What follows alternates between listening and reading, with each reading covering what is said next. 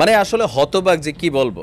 তো ভিডিওটা চাইলে শেয়ার করতে পারেন, কিছু গুরুত্বপূর্ণ ভিডিও ফুটেজ এটাতে আছে ওদের জন্য। ওরা কারা দর্শক, দুইটা ভিডিও ফুটেজ দেখাবো, তাহলে আপনারা বুঝতে পারবেন। আর আরও একটা অতীব গুরুত্বপূর্ণ তথ্য দিব, পদ্মা সেতুর অ্যাক্সিডেন্টের আসল রহস্যটা গতকালকে কিন্তু প্রকাশ পাইছে। দুইটা ছেলে বাইক অ্যাক্সিডেন্টের কারণ কি ছিল, যার কারণে আমার এই ভিডিওটা অতীব গুরুত্বপূর্ণ।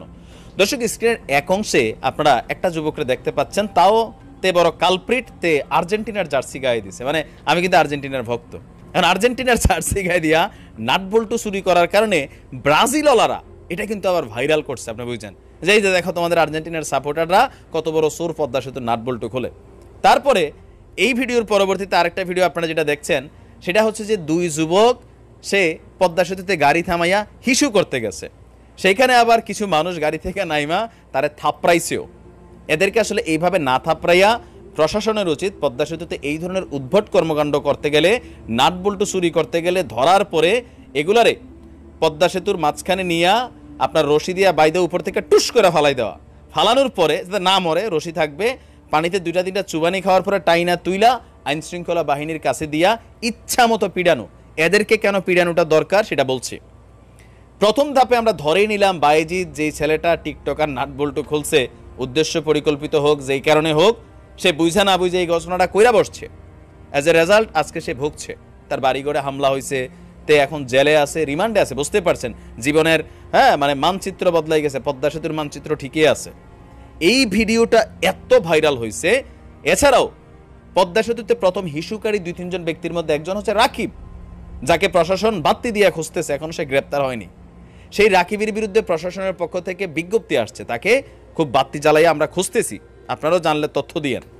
এই মুহূর্তে এতগুলা ঘটনা দেখার পরে মানে কাদের বুকের কলিজা এত বড় হয় বা কলিজার পাটা এত বড় যে পদ্মা সেতুতে গিয়া আর্জেন্টিনার জার্সি গা দিয়া ব্রাজিলের সমর্থক হইতে পারে, যে থাকে না যে বদনাম করার জন্য, এমনও হইতে পারে। রাজনীতি তো ভাই, সব জায়গায় রাজনীতি। ধরেন ব্রাজিলের সমর্থক আর্জেন্টিনার জার্সি গায়ে দিয়ে চুরি করলো, আর্জেন্টিনার বদনাম হইলো, অথবা আর্জেন্টিনার প্রকৃত সমর্থকও হইতে পারে। যাই হোক, বাংলাদেশের নাগরিক এরা যে নাট বল্টুগুলা খুলতেছে, এই সাহস কই থেকে পায়? খুললে পকেটে ঢুকাইতেছে, বাবা এগুলো নাকি কেজি মাপা বিক্রি করবি তুই, এটি মেড ইন চায়না, বিদেশি জিনিস, বেশি দামে বিক্রির চিন্তা, বলে পদ্মা সেতুর পার্টস জাতীয় জাদুঘরে রাখবি। কেন খুলতেছিস? তোদের উদ্দেশ্য খারাপ, হয়তো চুরি, নয়তো নাশকতা বা ষড়যন্ত্রকারীদের একাংশ তোরাই। এদের বিরুদ্ধে কঠোর আইনি ব্যবস্থা নেওয়া দরকার। আর যেই দুই যুবক হিসু করতে গেছে, এদেরকেও আসলে এইভাবে থাপড়া নেওয়া, মানে আমার মনে হয় যে প্রশাসন দিয়ে আর একটু কঠিন থাপড়ানো দেওয়া উচিত ছিল। এখন দেখেন, গতকালকে দেখছি আমার মুসলিমের বউ চ্যানেলে আরেকটা ভিডিও দিয়েছি, পদ্মা সেতুতে বিবাহ বার্ষিকী উদযাপন করতে হবে কেন? মানে পদ্মা সেতু কি বিবাহ বার্ষিকী উদযাপনের জায়গা? আবার দেখেন কৌশলী বক্তব্য, সেই ভিডিওতে মাননীয় প্রধানমন্ত্রীর খুব প্রশংসা করা হচ্ছে, অবশ্যই তিনি প্রশংসার দাবিদার, কিন্তু কেক কাটতে সেগুলা কেন বলছে? উদ্দেশ্য একটাই, ভিডিও ভাইরাল করানো। ভাইরাল হওয়ার পরে যদি এটা সম্পর্কে তাদের কাছে কোনো আইনি নোটিশ যায়, তখন তারা প্রধানমন্ত্রীর যে প্রশংসা করছে তাদের ধারণা যে এগুলার কারণে হয়তো আমার বিরুদ্ধে আইনি ব্যবস্থা নেওয়া হবে না। তারাও অপরাধ করছে, কারণ পদ্মা সেতু উদ্বোধনের আগ থেকে এ পর্যন্ত যতগুলা নিয়ম কারণ আছে, কোথাও এইটা বলা এলাও করা হয়নি।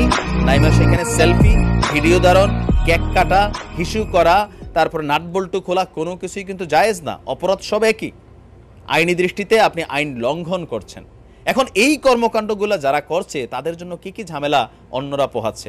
দর্শক, খেয়াল থাকার কথা, পদ্মা সেতুর প্রথম একটা দুর্ঘটনা, যে দুর্ঘটনায় 2জন যুবক নিহত হয়েছেন। একজন হচ্ছেন প্রবাসী ভাই আমাদের, আরেকজন ভাইও দেশি, সম্ভবত মাত্র বিয়ে করেছেন। একজন প্রবাস থেকে গিয়ে হুন্ডা কিনছেন, আরেকজন বিয়ে করছেন ঘরে নতুন বউ, 1 মাস হয়েছে না দেশে গেছে প্রবাসীটা। এরা 2জন কেন মরছে? গতকালকে যমুনা টেলিভিশনের স্লো মোশন ক্যামেরার ইনভেস্টিগেশন রিপোর্ট আসছে, সেখানে দেখা গেছে এই পদ্মা সেতুর মধ্যে শুইয়া সেলফি তুলতে যাইয়া এরা কিন্তু এই ঝামেলাগুলা পাকাইছে। এই 2 যুবক ঘটায় নাই, এরা পদ্মা সেতুতে মোটর বাইক নিয়ে যাচ্ছিল। প্রথম দিন কিন্তু মোটর বাইক নিষেধাজ্ঞা দেওয়া হয় নাই, কেন দেওয়া হয়েছে আবার আসেন। তারা যাচ্ছে রাস্তা দিয়া, এর মাঝখানে এক লেনের ভিতরে যেই লেনে উঠছে সেখানে 2জনের সিটকে থইয়া সেলফি নিচ্ছিল। তো স্বাভাবিক, পদ্মা সেতু যেহেতু একটা স্পেস আছে ভালো, নতুন রোড, পোলাপাইন হুন্ডা চালাইতেছে, স্পিড ছিল ভালো। হুট করে যখন তারা এটা সামনে পড়ছে, গাড়ি ছিল 1 লেনে, যে গাড়িটা থেকে যারা নাইমা সেলফি নিচ্ছিল তারা ছিল পাশের লেনে, গাড়ি দাঁড়া করাইয়া সেলফি নিচ্ছিল রানিং লেনে। তো রানিং লেন থেকে মোটরসাইকেলটা আসতেছিল, হুট করে যখন একটা মোটরসাইকেল 100-150 স্পিডে থাকে, তখন যদি একটা ব্রেক করা লাগে ভাই, তাও রাতের বেলা মনে হয় দৃশ্যটা। তো গাড়িটা কোথায় যাবে দেখেন, মাঝখানে আমরা কিন্তু এই বাইকারদের গালিও দিছিলাম, আল্লাহ মাফ করুক, তারা আসলে শহীদ। ওই দুইজন যারা শুইয়া শুইয়া চিৎকার থইয়া আপনার সেলফি নিচ্ছিল, তাদেরকে বাঁচানোর জন্য এই দুই বাইকার কিন্তু পরবর্তী সময় অ্যাক্সিডেন্টে মারাত্মক অবস্থা হয়েছিল, হাসপাতালে নেওয়ার পরে তারা মারা গেছে। এই যে দুর্ঘটনা, এগুলার ক্ষতিপূরণ কে দিবে, দায়ভার কে নিবে? কেন আসলে এই ঘটনাগুলো আমরা ঘটাচ্ছি একের পর এক? ইতিহাস সাক্ষী এই দেশে যাই হয়, বাঙালি এত অতিরিক্ত মানে কর্মকাণ্ড করে। ভাই পদ্মা সেতু আবেগের বিষয়, অর্জন, যান গাড়িতে উঠে এই পার থেকে ওই পার যান, যাইতে যাইতে ভ্রমণ করেন।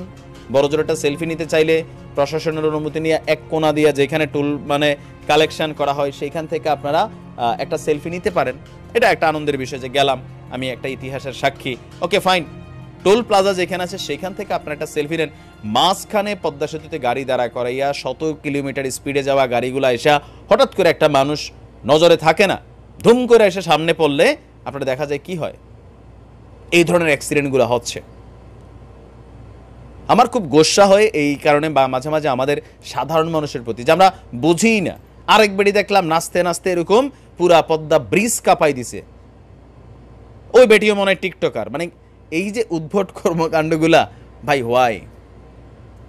আমার মনে হয় 2-4টার ব্যাপারে খুব কঠিন শাস্তি দেওয়া দরকার।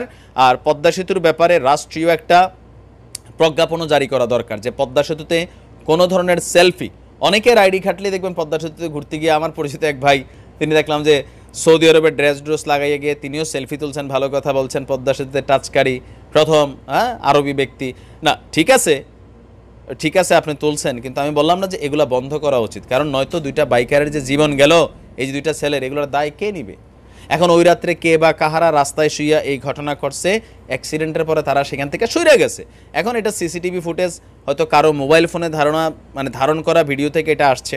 কারণ এখন পদ্মা সেতুতে যারাই উঠছে সবাই অন ক্যামেরা থাকছে, তো ভিডিওটা কারো না কারো মোবাইলে ক্যাচ আপ হয়েছিল, সেখান থেকে গণমাধ্যমের কাছে গেছে, কারণ বাইকারদেরকে মানুষ গাইল্লাচ্ছিল। আর এই বাইকার অ্যাক্সিডেন্টের পরে সাধারণ মানুষ যারা বাইকে করে এই পার ওই পার প্রয়োজনীয় কাজে যাবে, তারাও বিপদে পড়ছে। আপনি দেখেন পদ্মা সেতু এটার কি বলা হয় যে এটার উপযোগী ব্যবহারের উপযোগীটা আজকে বাইকারদের জন্য ঝামেলা। আর এই সকল কিছুর পিছনে আমরাই ঝামেলা। ভিডিওটা একটু লম্বা হয়েছে, কিন্তু এই কথাগুলো ভাই বিশ্বাস করেন আমাদের ভালোর জন্য বলা হচ্ছে। পদ্মা সেতু আছে, চলে যাবে না, এটা বাংলাদেশে থাকবে 100 বছরের উপরে, এটার গ্যারান্টি দেওয়া হয়েছে। সো এখন হচ্ছে কি একটা চাপ বেশি আছে, যারাই পদ্মা সেতুতে ঘুরতে যান আমার মনে হয় আরও কিছুদিন যাক, পরিস্থিতি ঠান্ডা হোক, মানুষের আগ্রহ কমুক, তারপরে যাইয়েন। সেইখানে গিয়ে অযথা এগুলো করতে গিয়া যারা কাজ করে তাদেরকেও ডিস্টার্ব করেন না, আর মানে নিজের জীবনটারও এরকম বিপদে ফেলেন না। আল্লাহ সবাইকে হেফাজত করুক। আসসালামু আলাইকুম।